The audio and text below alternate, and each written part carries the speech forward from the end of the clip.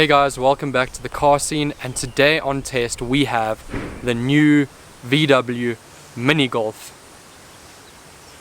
No, it's the Polo, but I really want to call it the Mini Golf because in every single way this Polo is unlike any other Polo made. And I don't mean it just because it's new, but because its whole driving dynamic has completely changed. From the interior features to the actual road manners of the car, the Polo really has grown up. And technically that's even true literally, because in size it has even grown up. So I'll take you through everything you need to know on the new Polo and why it would be a very suitable student car. So before I go any further, I have to give a massive shout out to VW Lindsay Saker Fourways for letting us use their awesome VW Polo Highline. Let's talk about the engine on the new VW Polo. Unanimous across the whole range, it's now a 1 litre TSI. Previously you would get the 1.2, the 1.4 and I think a 1.6, but everybody knew you had the nice Polo when it said TSI on the side. TSI is now across the whole range of Polos. Starting at the Trend line and the Comfort line, it is the same 1 litre 3-cylinder engine turbo. It's a turbocharged unit. Now, a lot of people would be getting worried thinking that, oh, VW using a 3-cylinder engine, you know, in their bread and butter car, the Polo. But I genuinely don't think it's such a bad thing. I honestly believe that VW wouldn't actually jeopardize their name. So a lot of people tend to think that 3-cylinder engines aren't the most reliable, they aren't the most powerful engines. But I'll tell you something, we've got the Highline here. Now, in the Highline, the engine power output is 85 kilowatts and 200 Newton meters.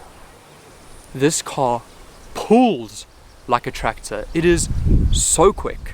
Now, on the Trend line and the Comfort line, you get this exact same engine, except it's down-tuned. The Trend line and the Comfort line both have 70 kilowatts and close to 190 Newton meters of torque. So it's not as much power, but it's still very usable power.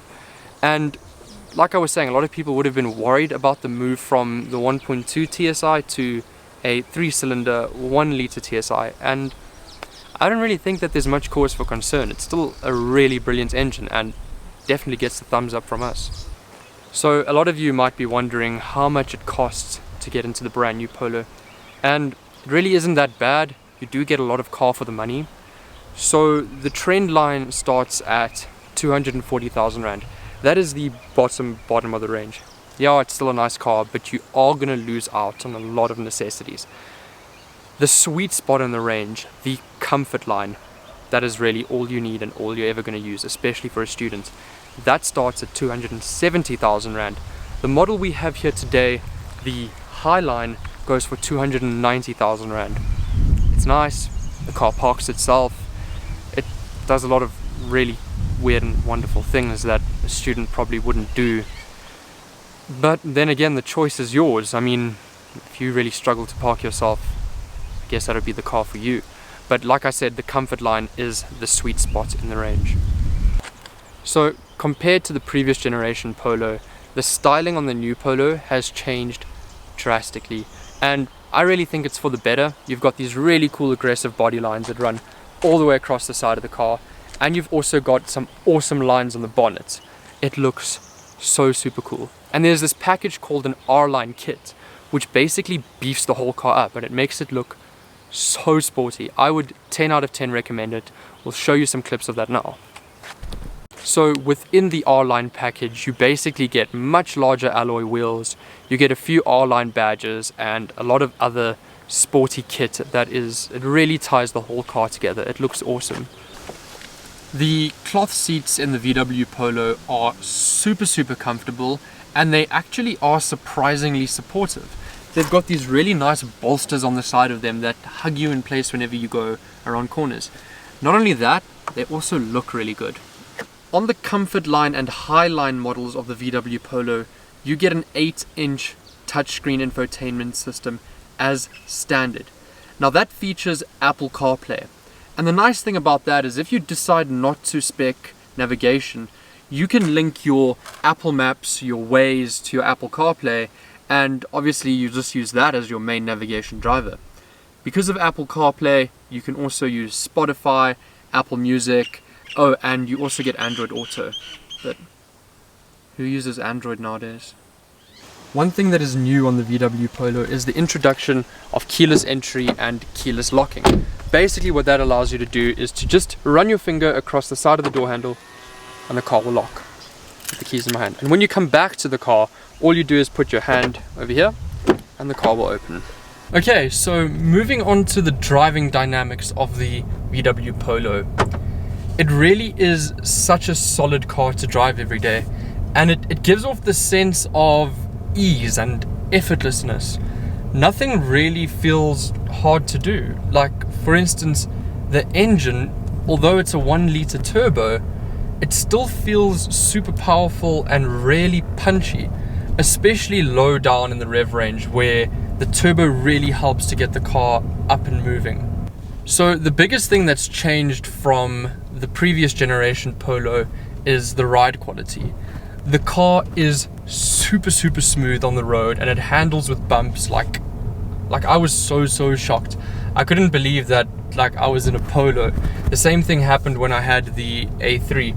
I really didn't believe it that such a car that comes in on the lower spectrum of German quality could be so comfortable and so well-rounded. And then the same thing goes for the sportiness of the car. The car handles really well in the corners, and it helps having these nice bolstered seats so you aren't chucked around all over the place. You've got 4 different drive mode settings. You can choose between eco, normal, sport, and an individual setting. The main things that change are going to be your steering. When you go into sport, it adds a little bit of weight to it. Also your engine. When you go into sport, it frees up quite a little bit of power. So I think that's what that difference of the 85 kilowatts is on the Highline that we have here today. So when you're normal, it's probably just pushing out 70 kilowatts, but when you go into sport, I think then it gives you that full 85 kilowatts to play with, and it honestly moves. Like, you can feel 85 kilowatts. It's super easy to drive. The gear changes, you go through them like butter. The car never ever bogs down on power. It's always there, it's always available for you to use. Like I said, the gearbox is actually what surprised me the most, to be honest with you. It can be a little bit notchy sometimes and a little bit firm and hard, but I think that's due to the fact that this is a brand new car. So as you run the car in more and more, your gearbox will feel a little bit more loose. At the moment it feels super tight and I wouldn't say unpleasant, but it is hard to use at this point. So the interior of the Polo feels super upmarket and just generally very well put together. You've got all the latest technology in here and all the latest and greatest features. For instance, this car actually parks itself. I think it's only on the Highline though. So if you're not really that good at parking and you're a first-time driver, a first-time student, maybe take this to your driving test and just be there like, I don't know, I'm the one who's doing the parallel parking. You'll get 100% every single time. This car can really park itself.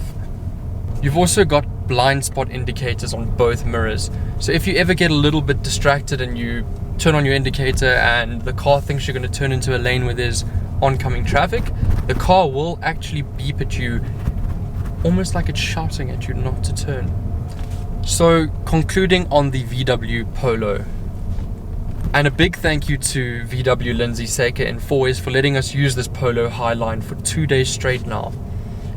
This is a really good car for a student, for the simple fact that you get a lot of features for your money, and most of these features are actually available in the VW Golf, or the features you would use anyway.